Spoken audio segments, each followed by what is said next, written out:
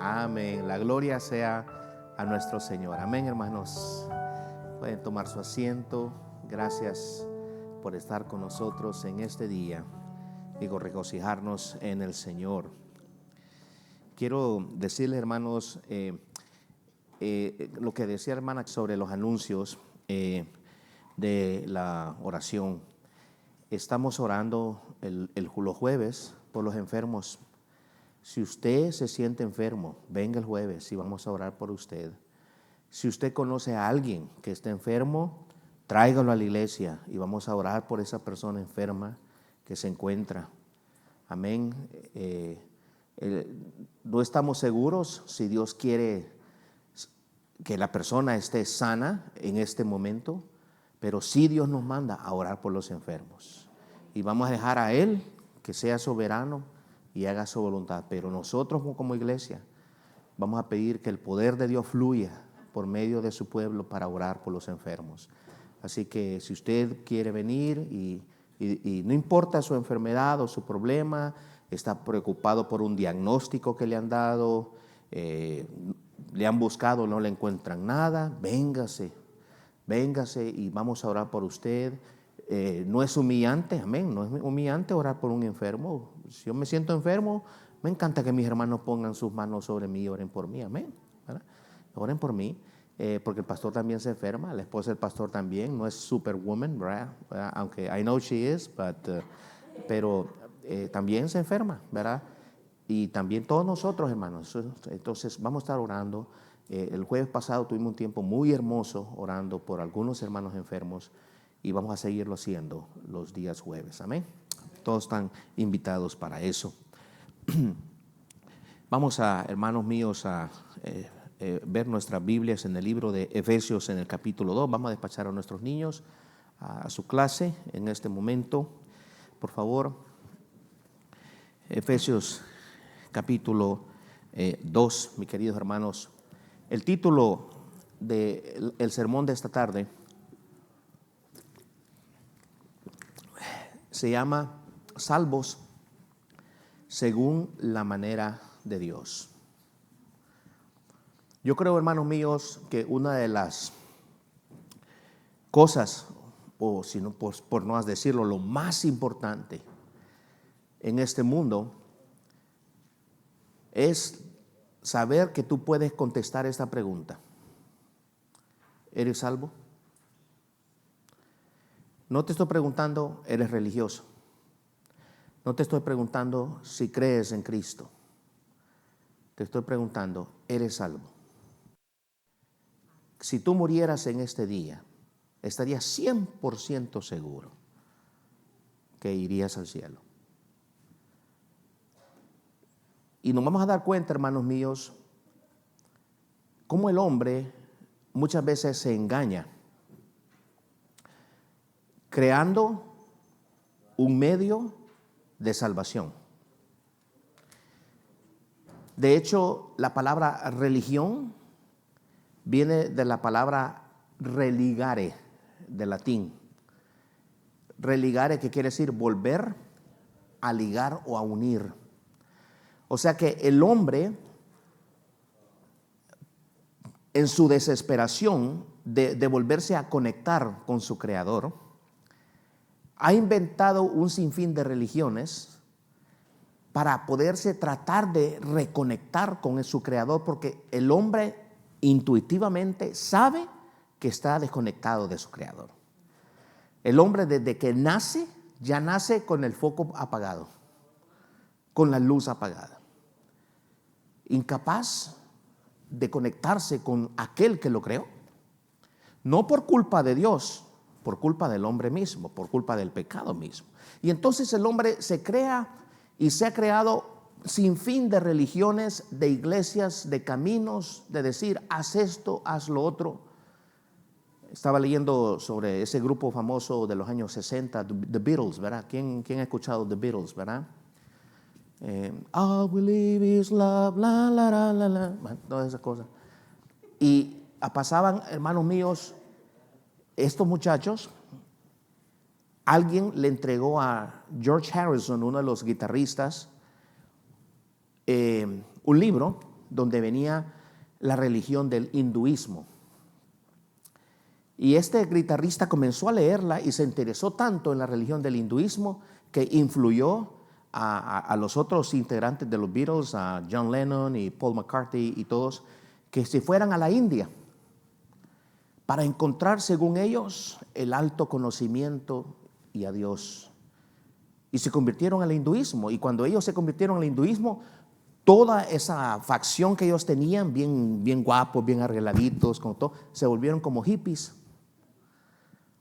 hermanos míos, y comenzaron ellos a dispersar por el mundo entero ahora su nueva creencia, ¿verdad? Y por ahí aparece John Lennon con una canción que se llamaba Imagine. Imagine no religion. Imagine this, imagine that. O sea, imagínate viviendo sin Dios, sin religión. Imagínate viendo que todos seamos hermanos y que todo lo que necesitamos es amor.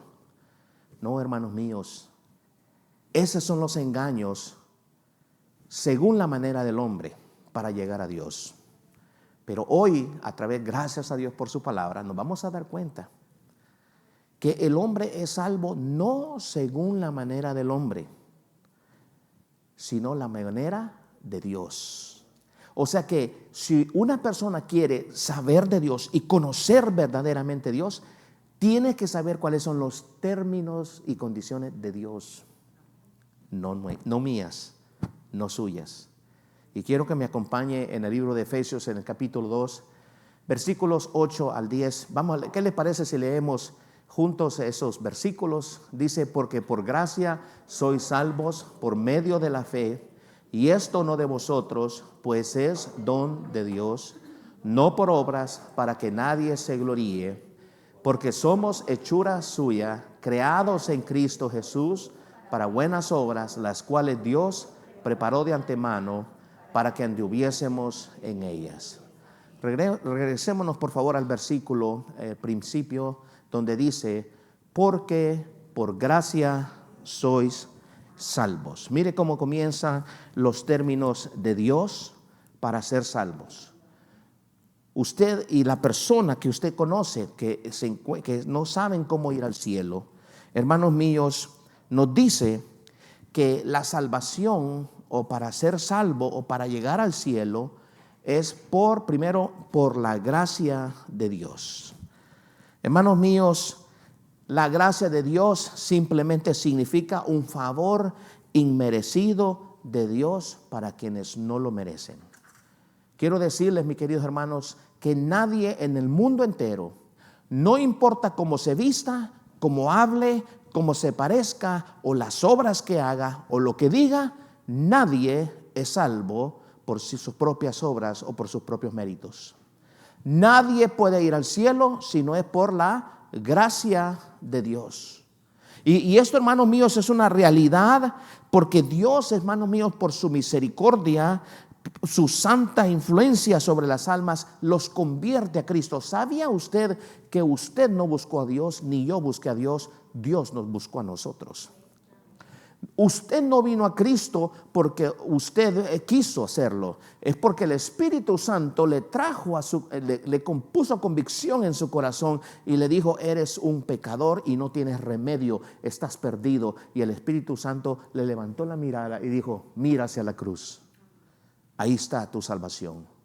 Y en esa gracia divina, hermanos míos, ustedes venimos al conocimiento del amor de Dios, y su amor nos convirtió, nos tocó, algo que no merecía, y se derramó sobre cada uno de nosotros y nos ofrece, mire qué hermoso, después de ser enemigos, Dios nos ofrece su amor. Después de ser, hermanos míos, condenados, Dios y que merezcamos su juicio y su ira sobre nosotros, hermanos míos, Dios viene y dice: tú te mereces el juicio y la ira de Dios, pero Dios te dice: con este amor te he amado, por lo local te extendí mi misericordia, dice el Señor Jesucristo. Esa gracia de Dios, que somos salvos, quiere decir, hermanos míos, que Dios busca a aquellos que no lo pueden encontrar. Dios toca la puerta y les ruega y les dice: reconcíliate con Dios, aun cuando no se lo merece. Aunque la persona muchas veces le da la espalda a Dios y persiste vivir su vida, hermanos míos, lejos de Dios, Dios todavía en su gran misericordia le dice: si oyeres hoy su voz, no endurezcas tu corazón. Imagínese a alguien que le ha hecho a usted algo muy malo, hermanos míos, pero todavía usted viene y lo recibe en casa y le da de tomar cafecito y le sirve comida. A pesar del daño y el mal que le ha hecho, eso simplemente es una pequeña pizca de lo que es la gracia de Dios. Él viene a aquellos que no pueden venir a Él. Él busca y encuentra a aquellos que no lo pueden encontrar a Él. Él salva a aquellos que no se pueden salvar a sí mismos. Él busca a aquellos que están perdidos y condenados por el pecado y que son esclavos del vicio. Dios en su gracia abundante y en su gran amor y su gracia sublime los halla, los perdona, los limpia, los sana y los perdona y los salva. Esa es la gracia divina de Dios. Hermanos míos, hay miles de ejemplos en la Biblia, pero solo les voy a decir dos de ellos, cómo la gracia de Dios obró. Uno de ellos lo encontramos nosotros, hermanos míos, en el Antiguo Testamento, en el libro de 2 Samuel capítulo 9. Dice la Biblia que el rey David se encontraba ya, Dios le había dado la victoria sobre todos sus enemigos, estaba en su trono. Pero él se acuerda de un pacto que hizo con su gran amigo Jonatán, el hijo del rey David.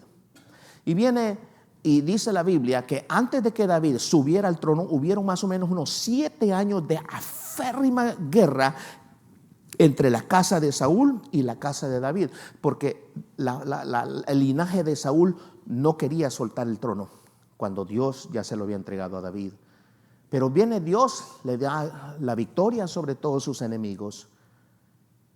Y aunque toda la gente de Saúl merecía morir, viene David y dice, y manda llamar a Siba, uno de los antiguos criados de Saúl, y le dice: hay alguien de la casa de Saúl al cual vive todavía, y yo quisiera ser de misericordia con él.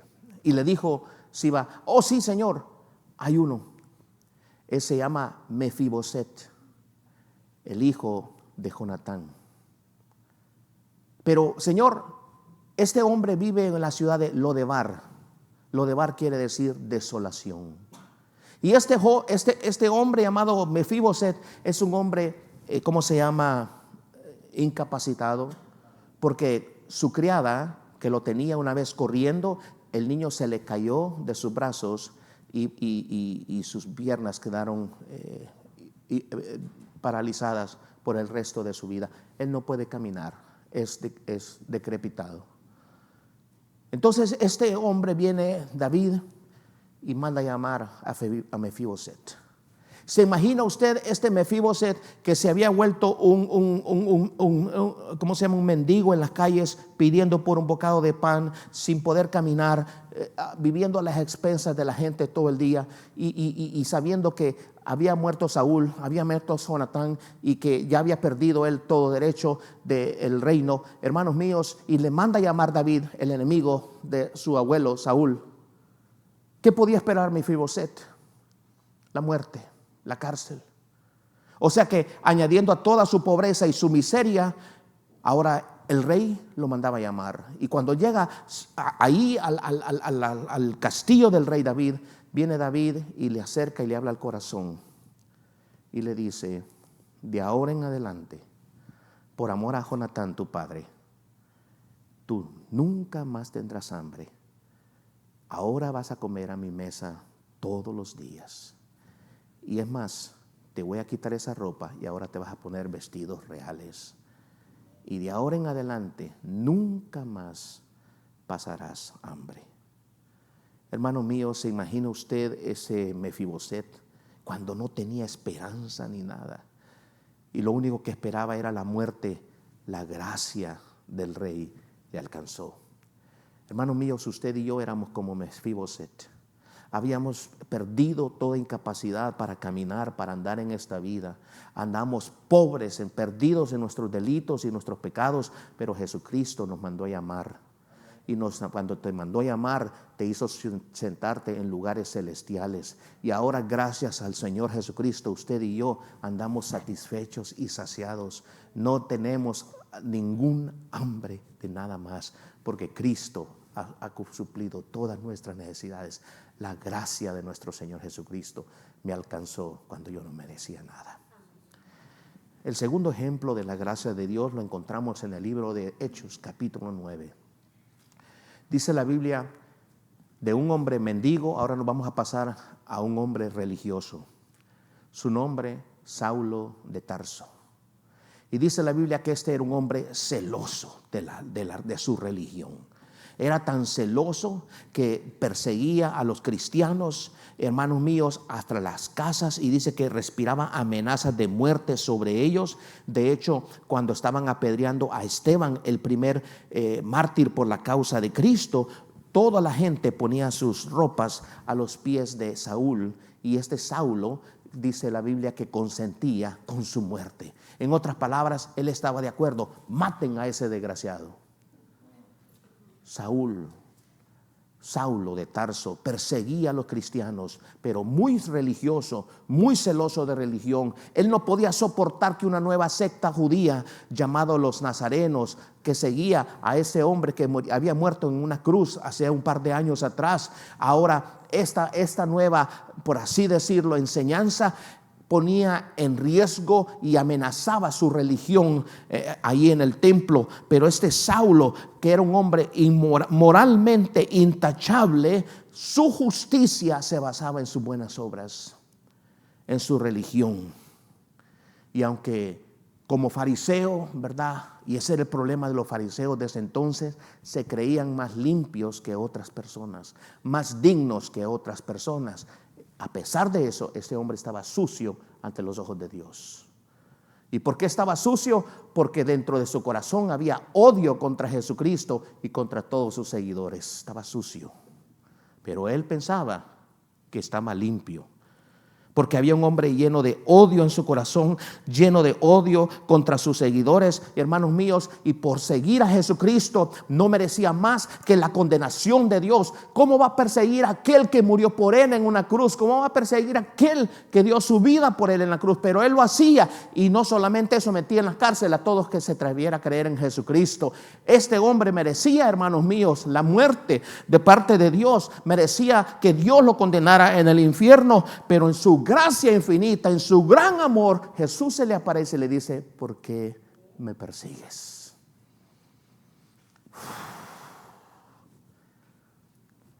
Y ese hombre, Saulo de Tarso, se convierte y le dice: Señor, ¿quién eres? ¿Qué quieres que yo haga? La gracia de Jesús lo alcanzó. Y a partir de ese momento, la vida de ese perseguidor religioso cambió y nunca llegó a ser el mismo. Eso es lo lindo de la gracia de Dios, que convierte a un mendigo, a un hombre sin esperanza, y lo convierte en hijo de Dios. Un hombre religioso moralmente, muy orgulloso de su religión, pero sucio en su corazón, lo convierte en un apóstol de Jesucristo. Esa es la gracia de Dios, que lo convierte a usted y que me convierte a mí, de ser una persona, hermanos míos. Y cuando yo veo mi vida en el pasado, lo que era mi familia, las maldiciones que recorrían, hermanos míos, pero la gracia de Dios me alcanzó, y por su gracia soy lo que soy. Por su gracia usted es lo que es. Dios lo escogió.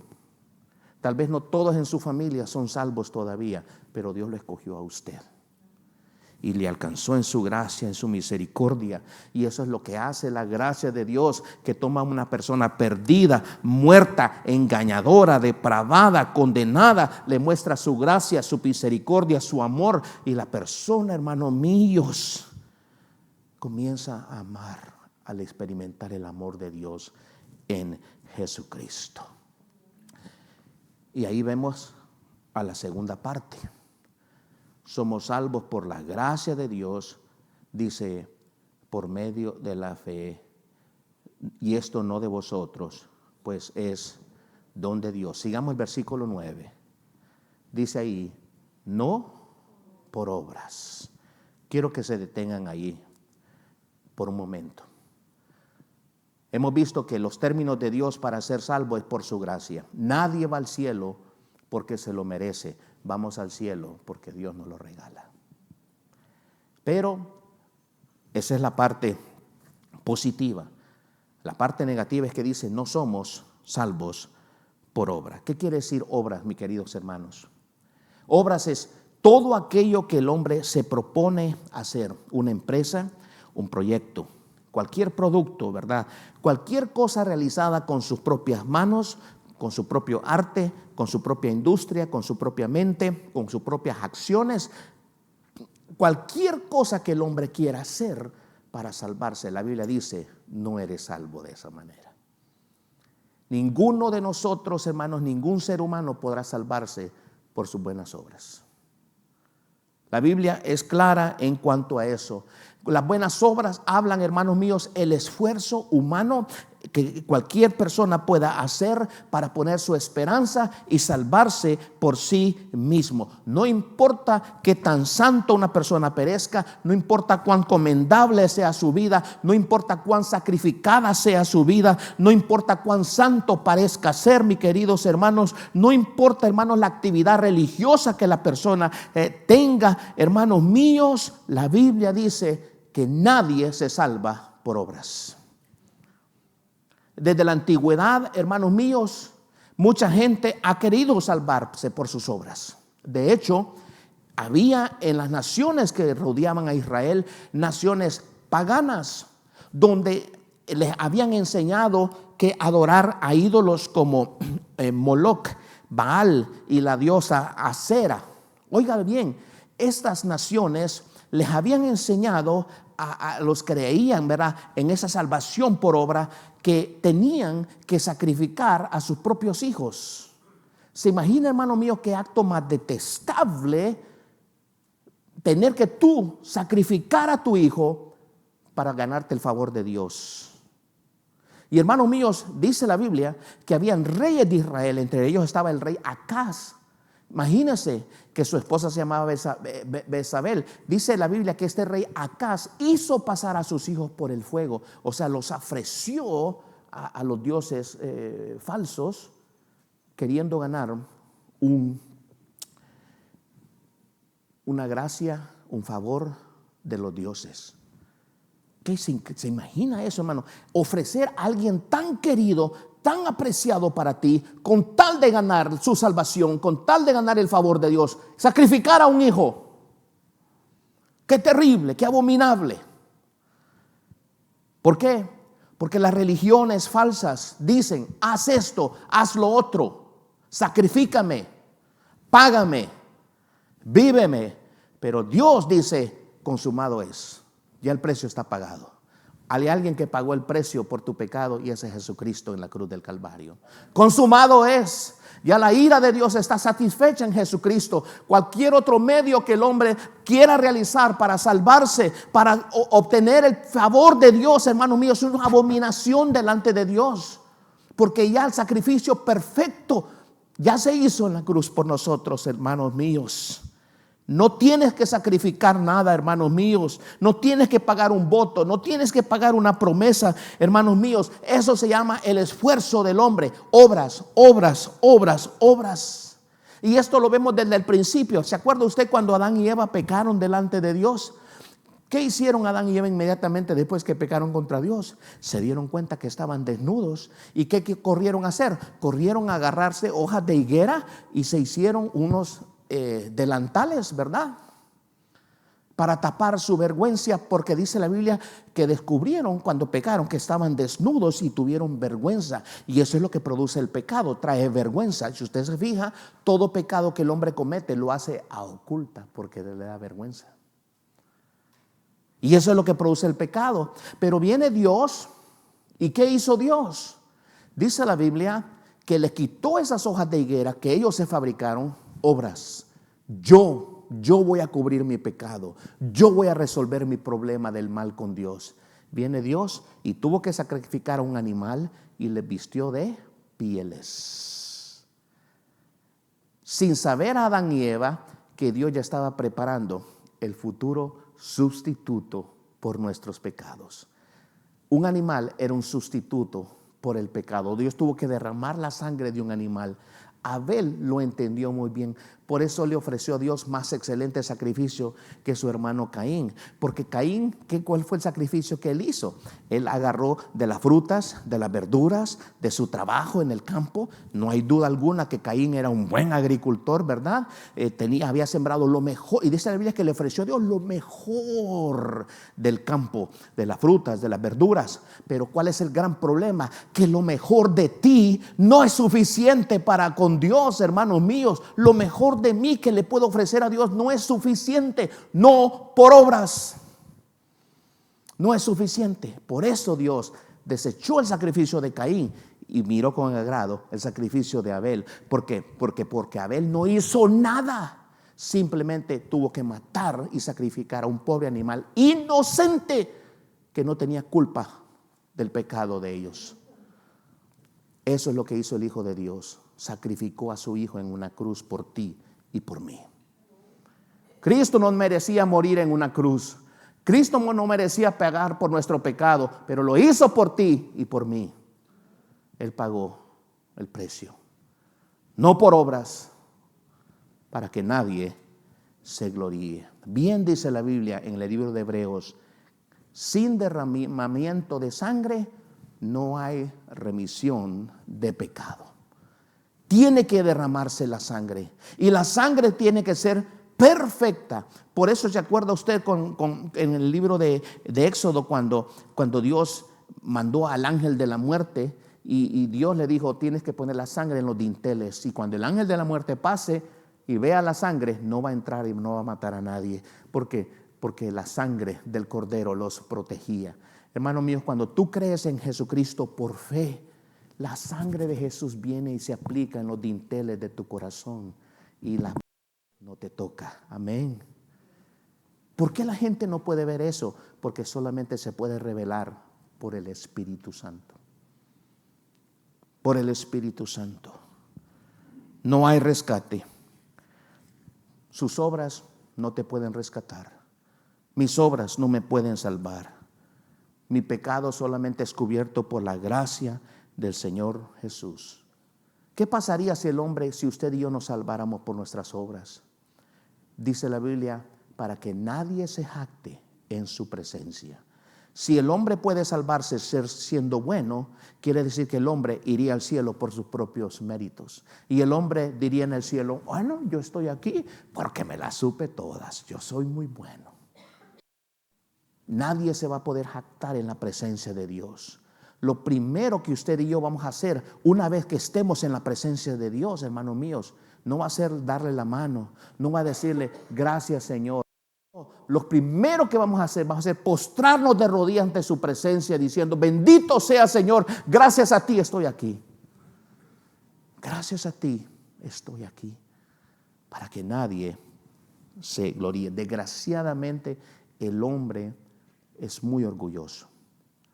Y el hombre, mientras más bueno es, más santo se cree y mejor que otras personas. ¿No es cierto? El hombre, mientras más títulos tenga, mientras más conocimiento tenga, más orgulloso se siente. Y se siente que nadie le puede enseñar, ¿verdad? Así somos los seres humanos. En los seres humanos le ponemos títulos, le ponemos estatus social, económico. Pero, hermanos míos, nadie, por mucho esfuerzo que haga, puede garantizar su salvación. Acuérdate esto, hermano: tú nunca podrás salvarte solo. Necesitas de Dios, necesitas de Jesucristo. Las buenas obras no son tu solución. Con razón, hermanos míos, Jesús les habló a los sacerdotes, a los escribas, a los principales del templo, a los ancianos que se creían superiores del pueblo, ¿verdad? Y viene Jesús y les dice: las prostitutas y los publicanos van adelante de ustedes en el reino de los cielos. ¿Cómo que tú dices eso de nosotros, Jesús? Porque vino Juan el Bautista y todo el pueblo lo siguió. Las prostitutas, los publicanos, hasta los soldados romanos. Y ellos le creyeron, pero ustedes no le creyeron. Por eso ellos van más adelante que ustedes en el reino de los cielos. Y les dijo una parábola del hombre con sus 2 hijos, ¿verdad? Que tenía 2 hijos y uno le dijo, hijo, haz esto y lo otro. Y viene el primero y dijo, no, Señor, no lo hago. Pero después, arrepentido, fue y lo hizo. Y el otro le dijo, sí, Señor, lo haré, pero no hizo nada. ¿Cuál de los 2 hizo la voluntad del Padre? Pues el primero. Le dijeron, así son ustedes. Porque los sacerdotes, los publicanos y las prostitutas escucharon y creyeron. Ustedes aún escuchan y se rehúsan a creerme, y aquí estoy yo y no quieren recibirme. Con razón Jesús, el apóstol Juan, en 1 de Juan capítulo 5 dice, el que tiene al Hijo tiene la vida, el que no tiene al Hijo de Dios no tiene la vida. No es cuestión solamente de creer, es si tienes al Hijo de Dios. ¿Lo tienes? Está Cristo dentro de tu vida. No te estoy preguntando si crees en Cristo. Está Cristo dentro de tu corazón. Él vive en ti. Tu corazón palpita por Jesús. Amas a Jesús. Vives para Él. El problema es que muchas personas quieren ser cristianos, pero quieren ser cristianos de buenas obras, en sus términos, en sus condiciones. Hermanos míos, yo quiero decirte una cosa. El problema con muchos cristianos que dicen que son cristianos no es que la iglesia sea aburrida, no es que la música sea aburrida, no es que la predicación sea aburrida, es que Cristo no está dentro de ellos. No lo entienden, no lo comprenden, porque qué fácil es amar a aquel que dio todo por ti. Entonces el problema no es de creer, el problema es de amar. No amas a Jesús. Tú y yo no estamos aquí hoy en la iglesia porque somos religiosos o que le queremos cumplir a Dios y sabemos que el domingo es del Señor. Todo eso lo entendemos muy bien, pero por encima de todo estamos aquí porque amamos a Jesús. Jesús es el primero en nuestras vidas. Él debe ser primero en tu corazón, el primero encima de tu familia, el primero encima de tu esposa, el primero encima de tu esposo, por encima de tus hijos, por encima de tu trabajo. Jesús es el primero. O Él es el rey de tu vida o no es nada. Porque Jesús no va a compartir su gloria con ningún otro Dios en tu corazón. Jesús, hermanos míos. Jesús. Y dice la palabra de Dios, regresando al versículo 8, por favor, dice, por gracia sois salvos, ¿por medio de qué dice ahí? De la fe. Ahí está la parte buena. No por obras, ya hemos visto, sino por medio de qué dice? De la fe. ¿Qué es la fe? Quiere decir que la salvación, la gracia de Dios se acciona, hermanos míos, por un elemento tan importante que es la fe. La fe quiere decir una convicción de la verdad, lo que aún no has visto. Es algo que no solamente crees, estás ¿qué? Convencido. El cristiano no solamente cree, el cristiano tiene convicción. El cristiano es una persona con convicción. Hermanos míos, no sirve el crecimiento, no sirve solamente creer, tienes que ser una persona convencida. Hay personas, hermanos míos, que no son convencidas. Quieren seguir a Cristo cuando las cosas les vayan bien. They are sunshine Christians. Solamente cuando les cae el sol, ¿verdad? Hay algunos que salen a la casa a ver cómo está el clima hoy. Oh, una gotita, hoy no voy a ir a la iglesia. Me voy a derretir porque soy de azúcar. ¿Verdad? ¿Me entiendes? Hermanos míos, debemos ser cristianos de convicción. Un cristiano de convicción, hermanos míos, es el que va a permanecer firme en Dios, pase lo que pase en su vida. Pase lo que pase en su vida, hermanos míos. Eso es todo. Y cuando tú tienes fe en Jesucristo, estás convencido que nada ni nadie te puede salvar más que el Hijo de Dios. ¿Por qué? Porque la fe viene por el oír y el oír por la palabra de Dios. Por eso Dios ama tanto la iglesia, porque la iglesia es la institución, es el único lugar donde se enseña la verdad de Dios. Y por esa razón, cuando escuchamos la palabra de Dios, nosotros vivimos fe. Y yo creo con todo mi corazón. La Biblia dice: si confesares con tu boca que Jesús es el Señor y crees con todo tu corazón que Dios le levantó a los muertos, serás salvo. Ahí está, yo lo creo de todo corazón, porque Dios lo dice en su palabra y es verdad. Y Dios no miente. No es como nosotros los seres humanos, que cambiamos, ¿verdad? No, hermanos míos, eso es fe. Ahora, quiero decirles algo. Hay algunas personas, porque fe también es sinónimo de confianza, amén. Y ciertamente, en cierta manera, todos nosotros tenemos actos de confianza todos los días, ¿sí o no? Actuamos a veces por fe, ¿verdad? Cuando usted va a un restaurante, usted se come los alimentos y usted espera que no estén contaminados, amén. Por eso usted tiene que orar. Cuando usted vaya a un restaurante, ore: Señor, santifica los alimentos, porque usted no sabe si vienen contaminados, ¿verdad? Yo he escuchado de personas que se han contaminado comiendo en un lugar, ¿verdad? Y luego le viene mal en el estómago. Por eso usted y yo oramos: Señor, santifica estos alimentos, santifica estas pupusas, santifica estos tamales, Señor, por favor. Que no vengan envenenados, que no vengan con una mala bacteria que después me contaminen el cuerpo, ¿verdad? Por eso el cristiano no viene y cuando le presentan todo ahí, ¿verdad?, y come todo lo que le pongan. Tiene que tener mucho cuidado, pero antes de comerlo, ¿qué hace?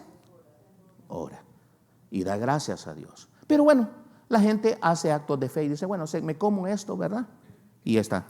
Otros beben agua creyendo por fe, ¿verdad?, que esa agua es segura para beber.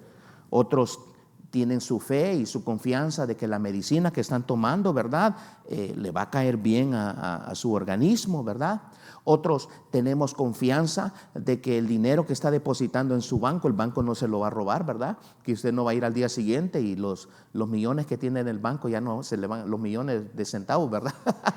Pero o el dinero que hay no se le va a acabar, ¿verdad? Todos tenemos fe y confianza de que cada mañana que nos vamos a bañar y cuando abrimos la llave, que va a salir agua caliente, no va a salir el agua fría, ¿verdad? Nos confiamos de que los zapatos nos van a servir, confiamos de que el señor del bus nos va a recoger, confiamos de que cuando lleguemos a nuestro trabajo, el trabajo va a estar abierto y su jefe le va a estar recibiendo, ¿verdad? Confiamos todos los días, hermanos míos, de todo ese tipo de cosas. Todos tenemos actos de fe. Hoy en esta tarde usted confía de que al sentarse aquí, esa silla donde usted está sentado no se iba a caer, ¿verdad? Ya algunos están revisando sus sillas, ¿verdad? ¿Por qué? Porque vivimos confiando, vivimos en fe. Todos esos son actos de fe. Pero quiero decirle algo: cuando entramos al área de la salvación de tu alma, allí es donde ejerce la persona la fe, porque se ve perdido y simplemente acepta lo que la palabra de Dios dice, que solamente hay un camino, una verdad y una vida, y su nombre se llama Jesucristo de Nazaret. Solamente en Él hay una sola fe que salva, y es la fe en el Hijo de Dios. Cualquier otra fe que tú pongas en otra cosa, en otra persona, en otra divinidad, en otro rezo, en otro, hermanos míos, no es una fe salvadora. Poner tu confianza en otra persona que no sea en Jesucristo es muy peligroso. Solamente en Cristo. Hay personas que a mí me vienen y me dicen: pastor, yo soy de X religión. No me hable, por favor. Y ya pone la pared. Y yo me pregunto: ¿y acaso cuando estén en el cielo, Dios le va a preguntar: ok, Ramiro, ¿usted de qué religión es? Ah, Señor, yo fui. Maldito al lago de fuego. ¿Y tú qué eres? Ah, Señor, yo soy de tal religión. Maldito al lago de fuego. Dios no te va a preguntar de qué iglesia ibas, a qué religión pertenecías. Dios te va a preguntar y va a ver si la sangre de Jesucristo está en tu corazón. El que no se haya inscrito en el libro de la vida fue lanzado al lago de fuego. ¿Cuándo es escrito tu nombre en el libro de la vida? Cuando tú confiesas en tu corazón que Jesucristo es el Hijo de Dios. Ahí está la salvación. Cuando tú crees con todo tu corazón, hermanos míos, que Dios mandó a su Hijo Jesucristo, que nació de una virgen, que es el Hijo de Dios sin pecado, que murió en una cruz para morir por los pecados tuyos, que resucitó de entre los muertos por ti, que ascendió al cielo por ti y que vendrá nuevamente por ti. Y cuando tú lo crees de tu corazón, eres salvo, dice la palabra del Señor. Pero mucha gente, aún sabiendo esto, siempre que veo esa película The Mummy, ¿se acuerda usted de la película de The Mummy, la momia, verdad, de los años, ¿no? Que es 90, 2000 por ahí?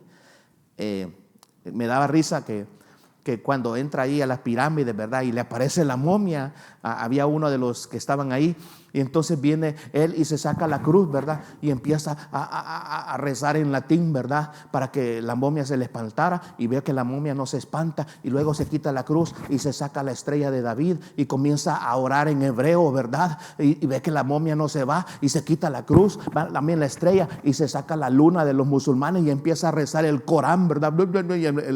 Y tampoco, y luego aparece, hasta sacó el Buda, el señor gordito, ¿verdad? Panzón, pelón, ¿verdad? Saca el Buda y empieza a hablar en chino también. Así mucha gente está viviendo su vida. Me hago de esto, me hago lo otro. Si no me resulta esto, me resulta lo otro. Cristo es el único que salva. Y usted y yo, hermanos míos, hemos puesto nuestra fe y nuestra confianza en nuestro Señor Jesucristo.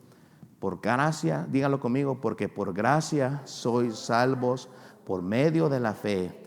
Y esto no de vosotros, pues es don de Dios. Versículo 9, porque dice, versículo 9, no por obras, para que nadie se gloríe. Y terminamos el versículo 10, porque somos hechura suya, creados en Cristo Jesús para buenas obras, las cuales Dios preparó de antemano para que anduviésemos en ellas. Esa salvación que tenemos y que hemos recibido gracias a Dios por su gracia inmerecida y porque hemos puesto nuestra fe y nuestra confianza en nuestro Señor Jesucristo, nos damos cuenta que Dios nos creó por un propósito. Qué maravilloso cuando un joven se da cuenta de esta maravillosa realidad en su vida. Alístate, joven, que te espera una vida de rectitud, de pureza, de bendición de Dios en tu vida. Te vas a escapar de tantos vicios, tantas trampas que hay en el mundo, tantas artimañas que Satanás te pondrá en el camino. De todas ellas el Señor te va a librar. Cuando Cristo está dentro de tu vida, eres un joven, hermanos míos, apasionado por Jesucristo. Yo le digo a la juventud, porque la juventud tiene mucha pasión, mucha energía, amén. A veces la juventud se queda hasta las 11, 12, 1 de la mañana, platicando, y nosotros, ¿verdad? Ya a las 11 ya sentimos que estamos en el 12º round y que la cama ya nos está llamando, pero ellos se pueden quedar, desvelar, ¿verdad? Y todo eso, ¿por qué? Por esa pasión, por esa energía.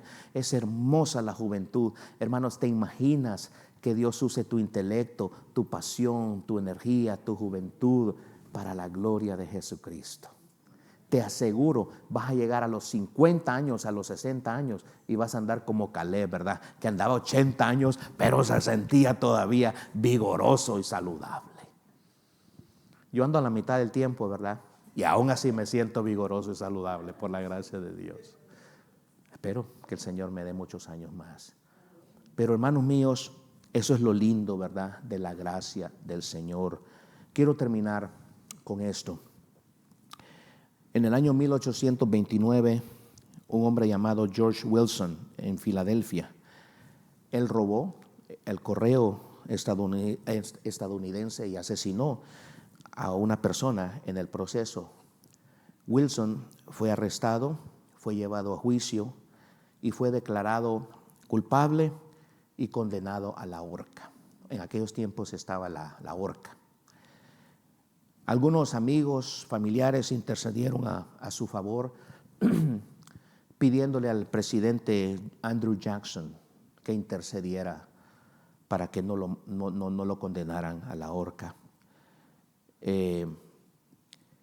Y resulta que el presidente Andrew Jackson escuchó a la familia y le proclamó un indulto, que es lo que hizo el presidente hace poco, ¿verdad? Que puso un indulto y sacaron muchas personas de la cárcel. Con el perdón presidencial, un presidente tiene potestad. Eso se le llama un indulto. Declara que la persona no merece estar en la cárcel. Pues bueno, el presidente firmó el indulto, la persona culpable, ahora él podía ser librado de la horca. Sin embargo, Wilson negó y no quiso aceptar el indulto del presidente. Y entonces el sheriff, que estaba encargado de llevar el caso, ¿verdad? Resulta que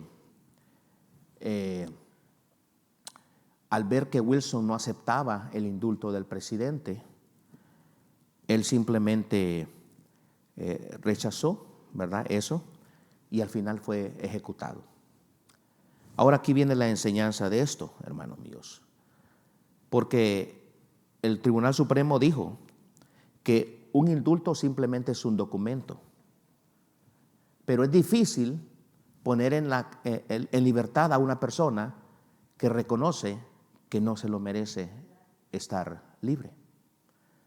Porque Wilson no había aceptado que era inocente, él reconoció su culpa. Hermanos míos, ¿qué resulta con esta enseñanza? De que Dios ofrece a todo el mundo su favor, su perdón, su indulto espiritual.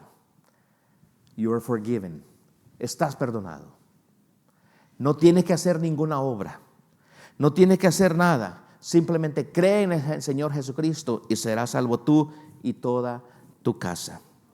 Pero ¿qué pasa con las muchas personas? Muchas personas no quieren aceptar el perdón de Dios y quieren tratar ellos de pagar por sí mismos su propio pecado, pena que nunca podrán pagar. Entonces, ¿qué pasa? El perdón y la salida que Dios ofrece está a la disposición. La persona simplemente necesita aceptarlo, recibirlo y decir: gracias, Señor, porque por ti soy perdonado. No lo merezco y no hay ninguna otra manera de poder salvarme, pero yo acepto lo que tú me ofreces. Así de sencilla es la gracia de Dios para cada uno de nosotros. Voy a invitarte que te pongas de pie, mi hermano, por favor, en esta tarde. Yo quisiera hacer una corta invitación, por favor, en este momento. Voy a invitarte que inclines tu cabeza y cierres tus ojos. Este es un momento muy importante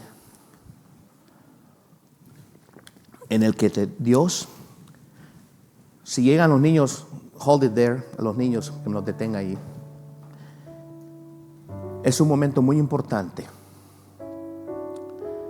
para que tú puedas en este día recibir del Señor su salvación. Que tú puedas venir a Dios y decirle: Señor, no hay nada que yo pueda hacer para ser salvo. Perdóname. Acepto tu perdón. Acepto, Señor, lo que hiciste por mí en la cruz. ¿Hay alguna persona en esta tarde, algún adulto, algún joven, que quisiera pasar al frente y decir: pastor, quiero entregar mi vida a Jesús en esta tarde? Quiero poner mi fe y mi confianza en ti, Señor. ¿Podría usted pasar al frente y decirle: pastor, ayúdame? Yo quiero tener a Jesús en mi vida, en mi corazón. ¿Podría usted pasar al frente en esta tarde? No tenga pena. El Señor le ama. El el Señor le recibe. Acéptelo como su Salvador y su Señor. Pase al frente. Esta invitación es de Dios para usted. La Biblia dice: si oyeres hoy su voz, no endurezcas tu corazón. Ábrele tu corazón. Ven a Él. Pasa al frente. No tengas temor. Tal vez te dirá: no, pastor, la gente piensa que yo soy cristiano. Que no le importe eso. Que no le importe eso. Puede pasar al frente en este día.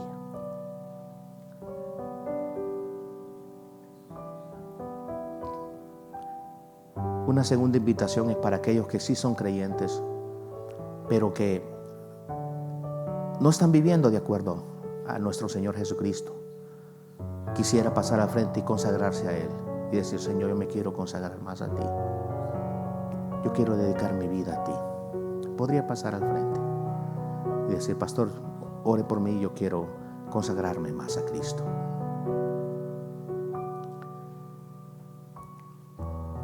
Y por tercero, si usted ya es un creyente salvo, no tiene duda, pero quisiera hacerse miembro de la iglesia, también puede pasar al frente y decir: Señor, yo quiero, pastor, yo quiero serme miembro de la iglesia. Quiero servir a mi Cristo. Amo a Jesús. Y yo sé que no me puedo dar el lujo de esconder mi talento. Tengo que ponerlo a negociar. Yo quiero servir a mi Señor. Podría pasar al frente y decir: pastor, quiero hacerme miembro de la iglesia en esta tarde. Señor, yo oro por cada uno de estos hermanos, de estas personas, Señor, que tú les bendigas, les ayudes, Señor, en su vida espiritual, cualquiera que sea su necesidad, Señor. Lo ponemos en tus manos, Señor Jesús. A ti sea la gloria y la honra, Señor, en el nombre de Jesús, Padre bendito. Te lo pedimos y te damos las gracias, Señor, en esta tarde. Amén y amén.